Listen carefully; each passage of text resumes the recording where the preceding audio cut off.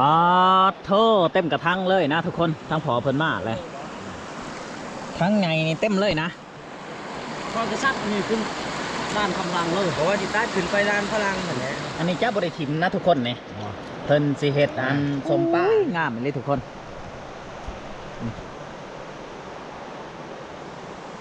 อันนี้เขาจะตากแห้งไว้นะถ้าว่าสิทื่อเมื่อเปียกๆนี่มันก็อยากหนาวพูดนี่ทำพลอยนี่เจ้ามาหรือบ่พออายุทำพลอยนี่ก็อายุ18 ปีประมาณมาพูดนี่อ๋อถ้าพลาดไงก็ว่าแมนเบิ้งเฮาสิทามเหมือนทุกคนเฮายังของใจหลายอย่างไก่มีบ่แถวนี้ไก่นี่มีและไก่นี่หลายเดือนนี่มันก็มีอยู่เขาบอกว่าเขามันคือกันกับพริกชุบเงี้ยวๆหน่อยๆเงี้ยว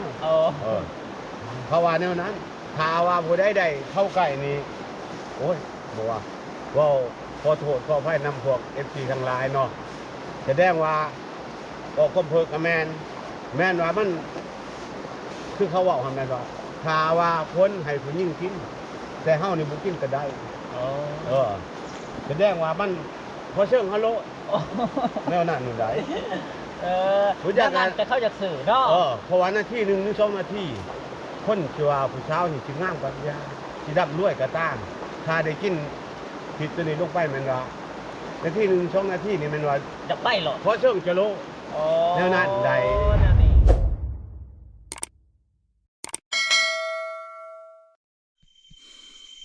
เอาสบายดีทุกคนสบายดียามค่ำๆนะช่วงนี้ก็กลางคืนแหละทุกคนทางเฮาสิได้มานั่งห่างหรือว่ามาจอบปักถอกทุกคนก็คือปักเวอร์นั่นเองนะเมื่อเช้านี้มันกินมันตื่นเบาสัญญาแตกไปปุ่มๆไปหลดคอหลดทุกคนแต่ว่าตอนนี้เฮาผูกเป้เป็นที่เรียบร้อยเลยนะรอหลุนผลงานนำกันแต่นี่5 ตอนเสาร์ว่าสิมานหรือพอทุกคนมื้อนี้เฮามาคนเดียวนะทุกคนเบาสัญญาตื่นเต้นนะเพราะว่าเมื่อคืนนี้เกือบได้ทับทุกคนเราสัญญาให้มันมาเจาะหลังจากมันมาเจาะมันพัดฟังผมใหม่ในแซกโบเห็นทุกคนเลยรอหลุนน้ำกันนะโอเคทุกคนรอหลุนน้ำกันเลยโบเห็นยังทุกคนแต่คืนเนี่ยนะบ่าวสัญญาว่าสิถ่ายคลิปให้ FC เบิ่งมีแต่หนาวลมมาไม่ได้โอ้ยเย็นจะเยือกอยู่ทุกคนเลยจนบ่อยากตื่นพอแล้วเมื่อคืนเนี่ยก็เกือบตกอูเป็นยังจังว่าเกือบตกอูทุกคนเขาเป็นวิ่งแบบลุกขึ้นมาตอนบ่ายโมงทุกคนแบบมันวิ่งเลยมันแนมนี่ใช่กับบอดายไม่แต่อยากหักอย่างเดียวเดี๋ยวนี้ก็ยังอยากเป็นอยู่คิดว่าเลือดล่มบอดี้ลงไปในสิชักยาก่อนนะทุกคนโอ้ยบ่ไหวเป็นนั่นแหละเมื่อความสูงทุกคนไปตกลงในอีท่อบริธรรมดาอยู่ร้องแต่ลมขึ้นไป5 เทิงนี่บ่าวสัญญาคิดว่านี่ประมาณ10 เมตรพอแล้วนอนแต่ละเถื่อนี่ทุกคนเขาจะได้ผูกเป้นั่นนี่ยันแต่สายเป้ขาดนี่นะทุกคนสายมันหน่อยถ้าสายขาดนี่บ่อยากว่าเลยนะสายมันเป็นสายบางๆ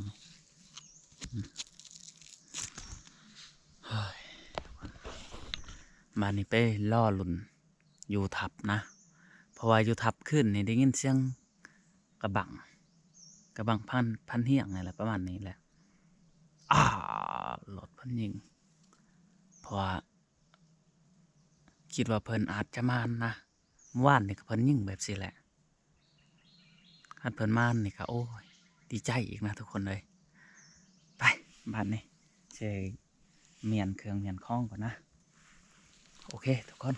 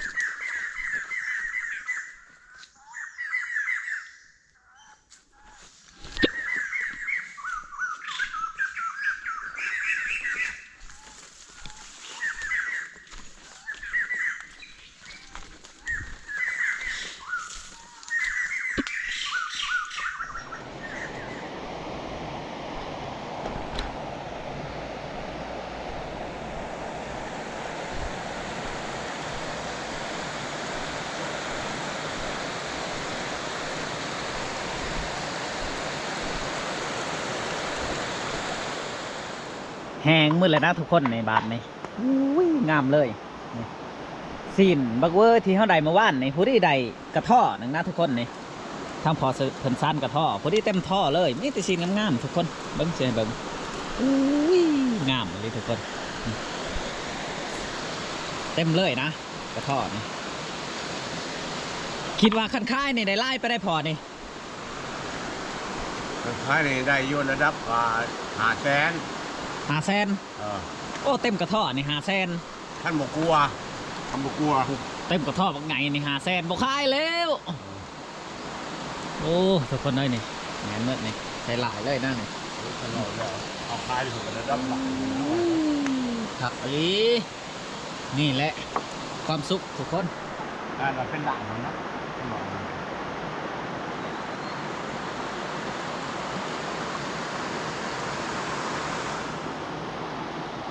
จักตอกให้จังพอเลยนะ แล้วก็ที่มัดที่นอนนี่แหละมัดปิ้งจิ๊บปลาไว้ เจ้ามาผู้นี่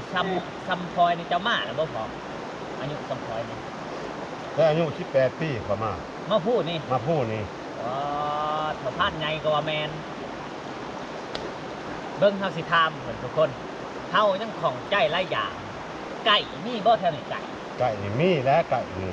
หลายเดือนนี่มันก็มีอยู่แต่บ่หลาย เดี๋ยว มั นี้ก็มี ระ บ่ ดับ พอ น้ำมี มันเป็นไปได้โตมัน โตมันไม่มีคือกันกับว่ากระต่าย อ๋อ ครับแต่ว่ามันเนื้อมันบ่คือกระต่าย อันถามแน่อันจะถามพอสื่อดอกทุกคนก็คือท่านเท่ากะสนใจท่านว่าไก่เนาะได้ยินเขาเจ้าว่าบ่แม่นว่าความเผอใน FC ก็คือเขาเจ้าว่าผู้ใดได้แควไก่ที่เฮาไปพ้นและนอนพ้นกินแล้วไปนอนน้ำผู้ยาผู้ยิ่งนอนในไร่ถือหลายรี่บ่ แม่นั่นแหละ และพอได้มานี่จะโตและแควกะอันโตไก่นี่ ระดับร้อย รับร้อย ระดับร้อย และมีบ่เข้ามัน แต่มันบ่มีเขาเด้อแต่มันบ่มีเขาเพราะว่าก็ที่ว่าได้เป็นร้อยพุ่นบ่คืนหนึงหัน10ป้าย ไก่นะ 15นี่ บ่ได้รุด บ่ได้รุดได้ละคืนตะกี้ว่าเอาเรียกนี่หันบ่แม่นว่ามันบ่มีเดียวนี่มีก็มีชวนน้อยว่าซะ นี่ก็บ่หลาย นี่บ่หลายมันอยากรัก มันจักลัก ตะกี้หันคืนหนึง15 แต่ว่าเข้ามันก็บ่มี บ่มีเพราะว่าก็สิว่าอันนั้นหั่นบ่ก็สิว่าได้คืนหนึง10โตหรือ15โตหั่นคือว่าไปชอกหาตัวนี้แหละ โอ้สองหาเข้ามันเอง ชอกหาเขา พอก็ยังได้เข้ามันคือกัน ได้เขามันคือกัน เพราะว่าคันว่าได้หันมันเข้าว่าให้ตัวละล้าน ล้านบาท ล้านบาทเข้าหา โอ้ทางผ่านเก่าเป็นว่าทุกคน เออ และเจ้าหันอาศัยยังได้เข้ามันหัน ได้ ไป เขา ขาย มันหันไปขาย แต่เจ้าได้หันร้อยโต้นี่ ร้ บ่ อย รุด โตบ่รุดและ100โตนี่ แต่ว่าเข้านี่บ่มี บ่มีชอกหาตัวเดียวหั่นแหละจ แต่ น มั มัน น มีอยู่ว่าพอเข้ามันเจ้าคิดว่านี่นะสำหรับโต้เจ้า บ่ว่าบ่มี บ่มี บ่มีโลกถือว่าบ่มีมี หลาย แต่ คนว่าเขาเจ้าว่าเข้าไก่เจ้าสิซื้อได้อยู่บ่นี่ บ่เชื่อ เพราะว่าเจ้าได้มาแล้ว บ่เชื่อเพราะว่าเขานี่เขาบอกว่าเขามันคือกันกับมักพริกสุกยาวๆน้อยๆยาว โอ้ ๆเพราะว่าแนวนั้นถ้าว่าผู้ใดได้เข้าใกล้นี่โอ้ยบ่ว่าขอโทษขออภัยนำพวก FC ทั้งหลายเนาะแสดงว่าก็ความเพิกกับแม่นว่ามันคือเขาเว้าหั่นแม่นว่าถ้าว่าคนให้ผู้หญิงกินแต่เฮานี่บ่กินก็ได้ โอ้ แสดงว่ามันพอเชิงฮัลโหล โอ้ แนวนั้นนี่ได้ รู้จักกัน แต่เขาจะสื่อเนาะ เพราะว่านาทีหนึ่งหรือ2นาทีคนที่ว่าผู้สาวนี่สิงามกว่ายาสิร่ำรวยก็ตามถ้าได้กินผิดตัวนี้ลงไปแม่นว่านาทีหนึ่ง2นาทีนี่แม่นว่า จะไปหรอ พอเชิงจะโล โอ้ แนวนั้นใด แนวนี้ นั่ นบ่จะเขาจะสื่อแพร่ แนวนั้นแหละพอเขาอยู่แท้ ทั้งพ่อใหญ่จอยแล้วก็ทั้งพันใหญ่นี่ห้ามาแล้วทุกคนลอยโต้ลงมานี่บ่ลุดเพิ่นว่าแต่ว่าบ่มีเข้าไก่ บ่มี และแค่หมูตันได้ของนี่บ่จับกินมา แถวหมูตันนี่แถวหมูตันนี่มี หมู หมู นี่ นี่ แต่อายุ18ปีจะขึ้นผู้มานี่หมูนี่จะได้จะโตประมาณว่า หัวมองระดับว่าเศร้าป้ายว่าซะ โตซอป้าย เพราะว่าแต่ก่อนมันบ่ได้อ้วนน้ำมันหมู อ ถ้าวนน้ำมูกก็เป็นลอย วนน้ำมูกก็จะเป็นลอยคือว่าหั่นแหละมีแต่ว่าวนน้ำไก่ผ่านนั่นน่ะ จะวน กลัว น้ำไก่จะวนน้ำไก่หันแสดงว่าจะได้เข้าไปขาย แม่น และแคลมูตันนี่จะเสืออยู่บ่ว่ามี มี มีตัวนี้เนาะ มี ตัวมีก็ว่ามี มีเพราะว่าก็สิเชื่อได้เพราะว่ามันนั้นได้มอชายเด้บ้านคำเตยเด้ได้เด้ อ๋อ เออ ทำใจอย่างยิ่ง มันแล้วเราคือใดในหมู่หันมันเป็นไปได้จังหวะใด ก็ เรา สิ คือ ได้ เรื่องใด ก็สิได้ มัน น้ำมู หล่ ก นให้บ่หรือว่าในไร มันโดนตัวนี้หันหม้อเอาแต่กี้หันมันบ่มามันบ่มีคือกับดอกกับดักคือเดียวนี่เนาะ แต่ก่อนหม้อเนี่ยไอ้ใช้ไปแรงอันนั้นรถถีบได้ใช้เบรกรถถีบมันเด้ เห็ดแห้ว เห็นแฮะ อ๋อ เห็นแฮะแล้วมันนี่หันหมูตัวนั้นพะยิ่งก็บ่ถือดอกทำกันเพิ่นว่าพื้นว่าซะพะยิ่งก็บ่ถือบ่แตก พัดไปถึงแห้ว วันนี้มันไปถึงแฮวไปถึงแฮวหัน แล้วเห็ดไปแล้วจะมันสิ ห ได้ ม้อห่างปลาไว้ต้นเช้าเนาะ แล้วมกเขาไปโจะไปพกอันนั้น เขีย บัก ย่าง บก พวกหมกบก พกบกแล้ววันนี้ฮันมันล่างทางฮอนคือไหนหม้อเนาะมันบอกพ่อว่า2 ชั่วโมงเนาะหม้อกลับ กัดพอถึงแห้ว กลับมาทางเก่าหั่นนะบัดเห็นหมูถึงแฮว แล้วยิ่ง หมอบ่ได้ยิงได้มันถึงแฮวมันโจโคอยู่แล้วหม้อหันซ้ำหนึงหม้อบ่ได้ยะหม้อหัน แล้วเราเห็ดได้แบบไหน ตัดไม้ค้อนแล้วนำเพื่อนหม้อเห็ด ตาย ตายยิ่งหันยิ่งบอกเขายิ่งบ่แตกเลยนะ แล้วยิ่งแล้ว ยิ่งแล้วมันบ่แตกหลายคนก็ยิ่งระบัดคำเต้ยบันดาลเขาก็ยิ่งแล้วนะ แคลมูตันนี่มันเป็นแคลมูตันแมนมัดเลยนะหันบ่หรือว่าคอแต่เล็มนึงช่องเล็ม สองเล่มมันหันแหละเบิดมึงชายมึงครัว เป็นสันเป็นตัว อ เราไปได้นะฮัน มาได้นะฮะ แต่ซูมือนี่เจ้าคิดว่ายังบ่ซูมือนี่ อันโตคงบ่ได้เห็นบ่ บ่อันหมูในป่านี่นะนี่บ่ บ่มี เพราะว่าเป็นจังจังหวะบ่มีหันคอยได้ยินเขาเว้าอยู่เรื่อยๆนี่เขายิงหวังใดนี่ก็บ่แตกเขาว่า โยเขตน้องวัวบ่ บ่เขตเท่านั้นแหละ แต่ว่าตัวนี้ฮะ เขาว่ายิงบ่แตกท่านเฮียงยิงก็บ่แตกนั่นแหละเของก็ยังเชื่อว่ามันยังอยู่บ่แคลมูตัน แสดงว่ายังท้ายนี่ ยังเนาะ ยังครับ มันบ่หล่นบ่พอ บ่มีบ่ล้นแล้ว บ่หล่น บ่ล้น นอกจากใดในโตวหมู หมอนี่หันหมอผู้ใดนี่หมอชายบางคำเต้ยนี่มันเอาอ่อนหักเพกใดเจาะเอาใดมันได้แล้วมันต่อยมันบอกออกเข้าใจต่อยบอกออกผ้าอันนี้ก็มันนะบอกเขา บ่เข้า บอกเขา ท่านโตวหมูก็บ่เข้า เขาพันตัวหมูหันเขาถ้าทอดแต่ว่าเข้ากันเล็กๆน้อยๆหลังจากที่ว่ามันเขาแล้วหันหมอเราสุพังนี่เนาะ ได้ไปเอาอันหักเพกหันมาว่ามันแหลมเป็นแบบคมผ่านี่ปาดเอาแผวมันจังเขาหมอได้ช่องแถวมันหันนะถือว่าปาดได้เบิดบัดนี้ในโต๊ะมัน ถ้าปาดบ่ได้ จันปาดบ่ได้บ่มี อันนี้ท่านเก่านะทุกคนเว้าบ่แม่นว่าเว้าเอ้าเนาะ บ่ตัวจริงโล ความจริงเลย ตัวจริงโล เราคือหูว่าเอาหักเผ็ดไปปาดเอาจังสิได้แล้วคือหู ฮะ เราคือหู เพราะว่าเราก็ซื้อ เราคื ซื้ อ อ มา มาซื้อพระเจ้าว่าให้ปูมาได้นี้แสดงว่าหมออันนี้หันหมอหันใต้หันมันบ่เกี่ยวกับว่าใต้น้ำพื้นบ่แม่นถามมันโลดบันคำเตย ปืนแก็บก็ยังบ่เข้า หมอแลนให้เจ้ายิ่งโลดพามพวันแอเด้อบ่เชื่อ พาดแอผมว่านํกันแน่ นี่ละ ให้ถามโลด ให้ถามโลดเรียบร้อย ได้อันหนึงก็ยังบ่เข้าทั้งหัวเนาะ บ่เขาโอ้ยบ่เขา แต่จังไดเดี๋ยวนี้คือสิราคายเนาะ หมอเป็นทหารกองร้อนพื้นอากาศนี่มันหึนแห้งนะนี่บ่ร้อน บ่แตก โอ้ยอย่าจะบ่เรื่องนั้นตัวเองออกมาก็ยิ่งเลยลูกความหึนของหมอฮะ เราบ่ได้อิทธิฤทธิ์น้ำหมูตัวนั้นเนาะ ในตัวนั้นบ่แม่นสิว่าแต่ปืนงัวควายนี่มันชนมีแต่ให้หมอจับลูก ให้เราไปจับ ขั้วเจ้านี่น้มชนหาในนาหาหมอแต่สิเนาะไปจับแน่ๆเขาไปจับรถแหละมันฉีดหมอหันก็โจรหันจนมุนหมอหันเฉย ไหน คิดว่าเราคายบ่พอ หรือว่าเราตายเราถือไปน้ำเลย ต้นนี้นี่มีปัญหาทว่าทาว่าได้เป็นลูกหมอ โอ้ คือบุญ ถ้ามันบ่บ้วนระบัดก็เป็นว่าหาย ให้คือกันบ่ได้ หายคือกัน โอ้ทุกคนอยากอันบ่ง่ายอยากดวงดีเด้อยากขอนั่นน่ะแควเดียวของพ่อนะบ่ได้อยากเอาลาย โอ้ย สิบ่คายเสียไว้คือกันนั่นนี่ก็ได้ เนาะ เนตรผ้านี่กินบ่ได้แล้วเนาะ บ่เกิดด้วยนะ ซ้ำกับข้าวเจ้าเฮียนคลองหมดแล้วเนาะ โก้ยครับมัน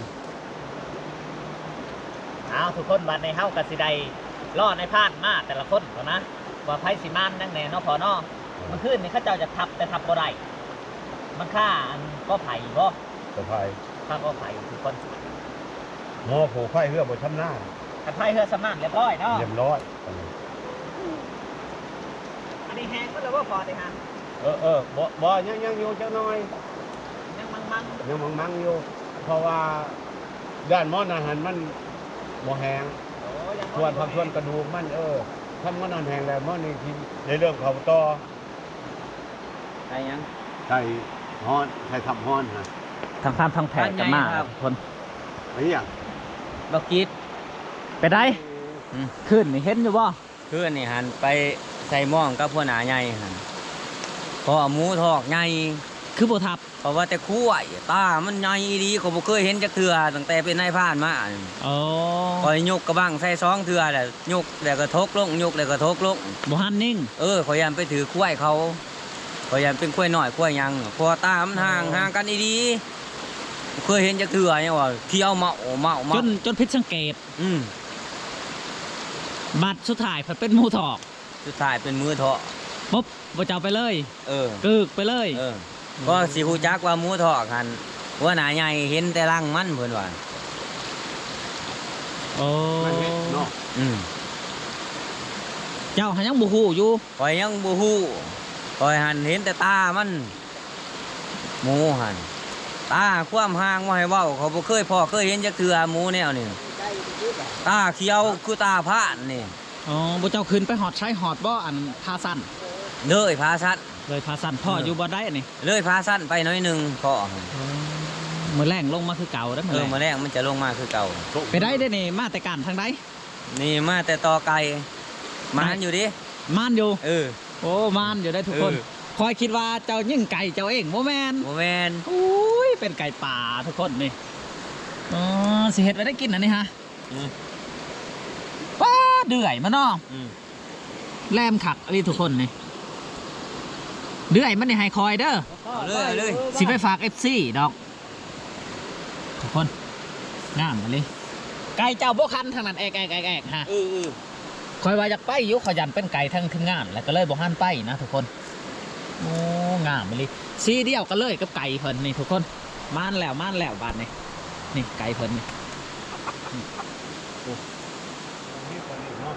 เฮ็ดกินยังพันทองนี่ฮะ อันนั้นครัวสมหมู โอ้ยันว่าเฮ็ดคือเมื่อวานนี่บ่อย่าว่าจุ่มจิ้มเศร้าแล้วบ่ สิกินก่อนที่งานเด้เพราะว่าสิกินแล้วสิไปต่อไก่ สิไปต่อไก่เลย แมนไก่เฮากินข้าวกินน้ำแล้วมื้อนี้เป็นมื้อต่อไก่นะมื้อนี้ ขึ้นไปทางใด สิแล้วขึ้นทางสิแล้วบัดนี้ อยากไปน้ำได้แต่บ่มีไก่ทุกคนเลยอย่าอะไรสิสร้างมองเข้ามานี่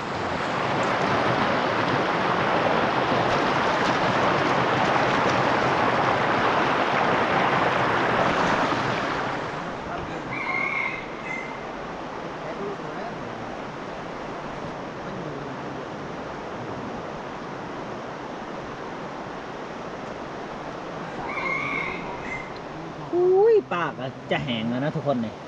นี่อันนี้ป้านวลจันทร์ป้าปากป้านี่ยังได้บ่ลายนะทุกคนอันนั้นเป็นสินฮ้อนอีกแหละทุกคน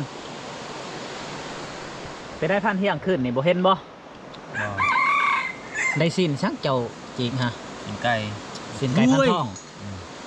เศษมิโน่ยังอันนี้ฮะ เมนูชีก ก้อย ก่อยไก่ ก้อยไก่ขึ้นนี่ก็บ่เห็น เขาว่ากินไก่ปลาน้ำกันบ่ได้ได้ ได้ยินอยู่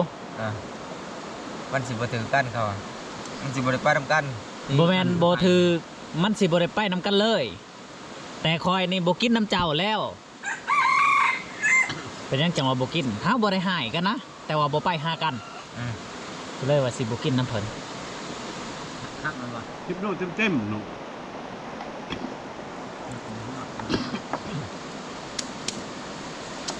บ้านใหญ่ฮอดทำไม ปาดโทเต็มกระทังเลยนะทุกคนทั้งผอเพิ่นมาเลยทั้งไงนี่เต็มเลยนะยังอีกในหม้องนี่ทุกคนนี่ยังพดบ่หมดนี่คือสิยืมเลยโอ้ยนี่ปากปากอาการเที่ยว อาการลายพืชอาการลายพืช โอ้ยันว่าลืมแหละไปได้ยิ้มยังหูอยู่บ่ ไปบ่ฮู้บ่เจ้าเว้าอีหยังกัน บ่หู แม่นถือกล้องหั่น ไปบ้านนี้เอาไปเฮ็ดเอาไปเซาะเก็ตเอาขี่มานะทุกคนนี่ภาพไหนก็มากแล้วทางไอ้กิ๊บไปได้ขึ้นนี่เห็นอยู่บ่ โอ้ยคือนี่มันบักลังน้ำหน่อยอันนึง โอ้ตอน12 โมง 7 นาทีอันเจ้าบ่ยิง ปล่อยแหละยิ่งปล่อยลงมาว่าสิมาสู่พันเฮียงลองเหือกับเพิ่นบ่ตื่นแล้วก็นอน ตื่นมื้อเช้าก็ไปยามด่างบาดนี้ ยำดัง เออ เขียนว่าเฮ้อไผได้ยิงพันเที่ยงบ่อู้โหลดมาตอนเช้าไผยิงตอนเช้า หมูเด้ ต้องใช้ทีมงานเขาทุกคนทั้งนั้นถอกแล้วนะทุกคนนี่มีแต่ต้องงามๆนี่ป้ายังพอแม่นบ่ป้าค่อยขานี่ ถือ พ่อ ถือว่าป้าค่อยขา แมน โอ้ยปอก ถือกับเราเลยทุกคนป้าเขาได้เลยนะแม่นบ่ป้าค่อยขาคนว่าอันนี้ป้าอันบูถึกใจเราเลยนะทางพันแอ่นี่ยิ้มเปิดโดนเข้ามาป้าค่อยขาอันนี้ป้าขี้เฮียทุกคนเลยป้าตัวนี้เขาเอาขี่มันบ่ไหลนะทุกคนแล้วก็ไปจาดนี่ซีมันนี่ผู้ใดอันดูไพ่นี่ทุกคน2-3 ปีก็ยังพิษป้าตัวนี้เบาสัญญาจนบ่กล้าเอาเมื่อนะเพราะว่าเอาเมื่อตอนนั้นกับเมียพิษกันทุกคนทันป้าตัวนี้หันเอาขี่มันได้นะ กินได้เมียก็กินได้ เมียก็กินได้ปลาตะไซก็คือว่าแหละเพิ่นเอือบใส่กันคือเก่า เนี่ยกินได้แต่ปลาคอ นี่ ตัวนี้ก็เมียก็กินได้นี่ตัวนี้ โอ้ นี่พี่น้องเอ้ยเมียก็กินได้ ปลาค่อยขาเนาะมดสำนันทุกคน ตัวย่างก็หอบต้องมีธงนี่ พอกระซับนี่ขึ้นด้านกำลังเลย เพราะว่าจิตาขึ้นไปด้านพลังนั่นแหละ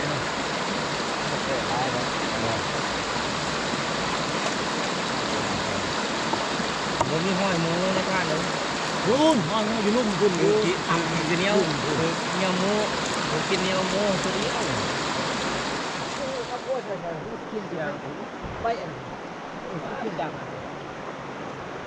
นี่เป็นที่เนี่ยเนี่ย จะไปกินบ่อยปิงตลาด เอามามันคิดแบบเกิด เจาะหาไม่ขอมันขายง่ายฮะ พุ่งมัน หมูหมู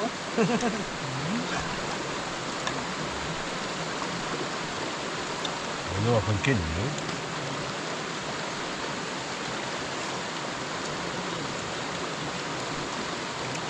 ปิงตลาดทุกคน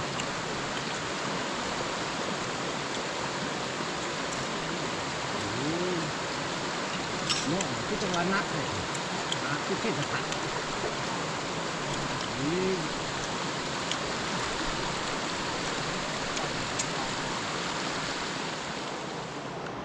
ปิงตลาดอีกพอทุกคนเบิ่งนี่คอยเฮ็ดดูใบคอยบ่ห้ามเก็บ ลูกเขา อย่ามันคือกันหั่นนะ หมมีคือลายเลย คือลาย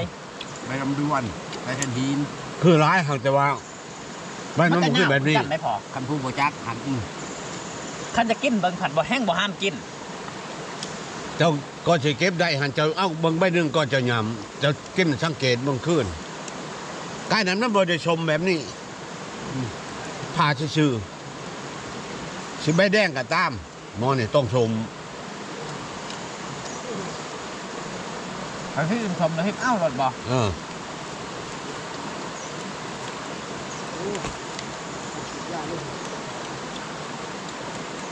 มันมาอยู่พ่อเลย อย่างนี้ก็ฮอกก็อย่ามันหมุน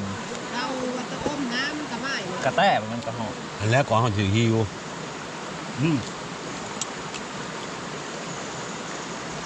แม่นไหม ฮะ แม่นนะ เป็นได้ขอ ไปมาเลยฮิวไปมาฮิวแล้วก็จะเอาพอ ใครมีโอกาสแล้วเฮ็ดโลดบ่ บ่ได้ ช่วย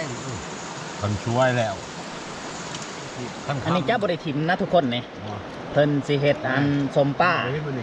ทาง FC ว่าใช้สมป้าเฮ็ดมื้อนั้นกินให้เบิ่งในดูว่ะบ่ได้เอาน้ำพันเฮียงทุกคนมันหน่อยเลยบ่ได้เอานะนี่นะ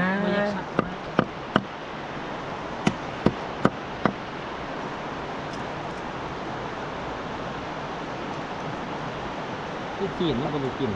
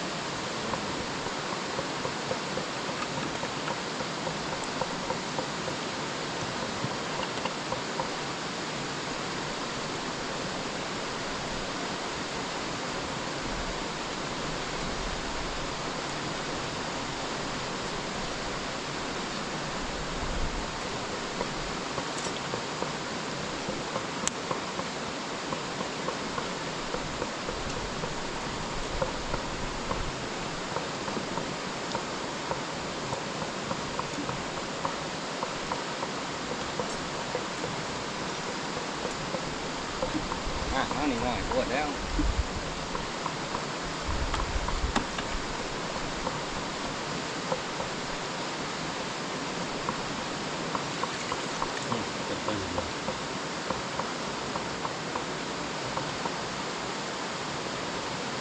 ต้องเก็บหมูกูออกเนาะ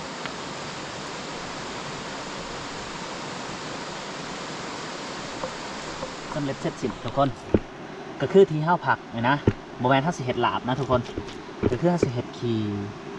หรือว่าสมคีป้าทุกคนทางอายเพิ่นสิเฮ็ดว่าสิให้มันได้ทั้งหนึ่งในที่สุดก็บ่ได้ทุกคนคันว่าเฮาใส่สีนมันลายนี่ก็บ่เป็นตะกินนะต้องมันพอดีเหมาะเจาะกับขีมันจังพอดีทุกคนอุ้ยงามเลยทุกคน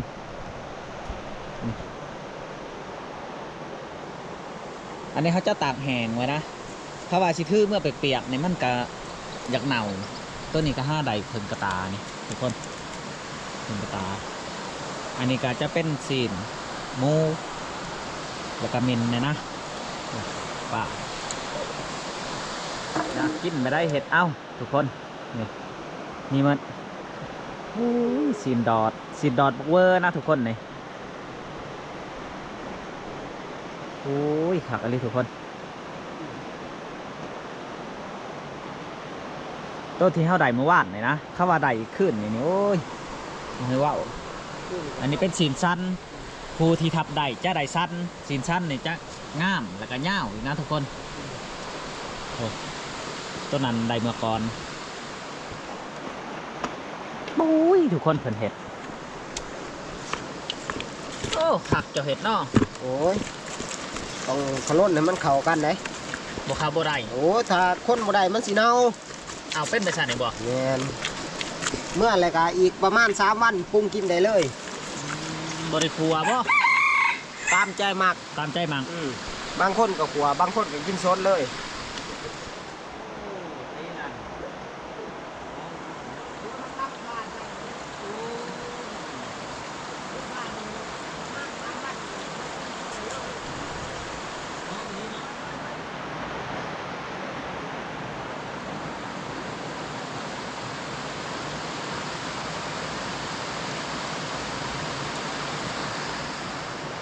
สำเร็จเสร็จสิ้นทุกคน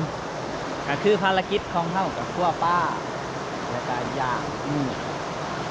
สร้างหม่องแน่ทุกคนทั้งเฮากำลังจากทักขีป้าแล้วสร้างแล้วเฮาก็สิได้อาบน้ำอาบในนะทุกคนผู้และมือแรกเฮาสิได้ไปการต่อหรือว่าไปนอนต้นไม้คือเก่านะทุกคนมื้อเช้านี่บ่าวสัญญาเกือบบ่หลอดเพราะว่ากระเพาะมันขึ้นแห้งทุกคนเฮ็ดให้เฮาไล่หูไล่ตาให้เฮาคิดไปทุกสิ่งทุกอย่างอะไรทุกคนนะครับว่าง่ายว่าจนสิบหลอดนะบาวสัญญาห่างมาตามทาง4-5 เถื่อจนกว่าได้กินยานะทุกคนจะได้แค่ไหนเอาทุกคนสำหรับคลิปนี้กับผมมียังไลน์จังได้กับฝากไปติดตามอีพีหนาสำหรับอีพีนี้บาวสัญญาสิได้โจ๊ะเที่ยงเท่านี้ก่อนจังได้กับขอบใจ FC ที่เบิ่งไปต้นจนจบสำหรับคลิปนี้ขอกล่าวคำว่าสบายดีและสวัสดี